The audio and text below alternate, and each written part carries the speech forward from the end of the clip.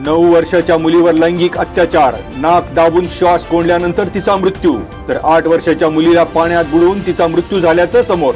शवविच्छेदनानंतरच्या प्राथमिक अहवालातून दुहेरी खुनातील मुलींच्या मृत्यूचं कारण आलं पुढे। 2 बहिणींचा खून करणारा नराधम अजय दास याला 1 जानेवारीपर्यंत पोलीस कोठडी। राजगुरुनगर येथील विशेष सत्र न्यायालयाकडून आरोपीची पोलीस कोठडीत रवानगी। खेड पोलिसांचा तपास सुरू।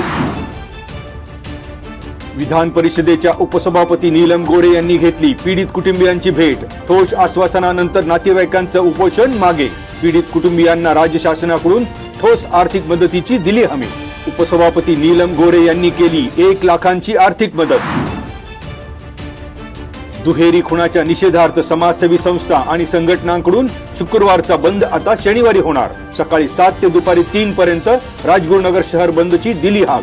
हुतात्मा राजगुरू भगतसिंग सुखदेव यांच्या समूह शिल्पासमोरील निषेध सभेत घेतला निर्णय। रुग्णसेवा आणि मेडिकल वगळून सर्व व्यवहार बंद ठेवण्याचं केलं आवाहन। वाढतं नागरीकरण आणि कारखान्यामधील प्रक्रिया विरहित केमिकल थेट नदीपात्रात सोडल्यामुळे इंद्रायणी नदी फेसाळली। माऊलींच्या अलंकापुरीत पवित्र इंद्रायणी नदीचा प्रवाह दूषित आणि दुर्गंधीयुक्त। वारकरी आणि नागरिकांच्या आरोग्याचा प्रश्न गंभीर। मुख्यमंत्र्यांचं आश्वासन हवेतच विरले। आरटीओ कार्यालयाकडून खेड, मंचर, जुन्नर, वडगाव, मावळ आणि लोणावळा येथील मासिक दौरा जाहीर। पक्क्या परवाना चाचणीसाठी 2 आणि 3 जानेवारी रोजी आरटीओ अधिकारी उपलब्ध होणार।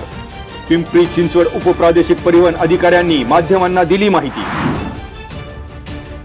फेडरेशन ऑफ चाकण इंडस्ट्रीज आणि जीएसटी विभागाकडून चाकण एमआयडीसी मधील कारखानदारांची बैठक। जीएसटी संदर्भातील कारखानदारांच्या तक्रारी आणि पेंडिंग केसेस संपवण्यासाठी जीएसटीचे राज्य कर सह अधीक्षक राजेंद्र कुराडे यांनी केलं मार्गदर्शन।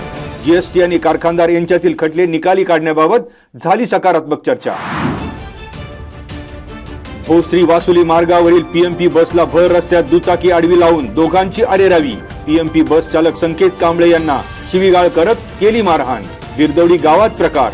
दुचाकी चालकांविरोधात म्हाळुंगे एमआयडीसी पोलिसात गुन्हा दाखल।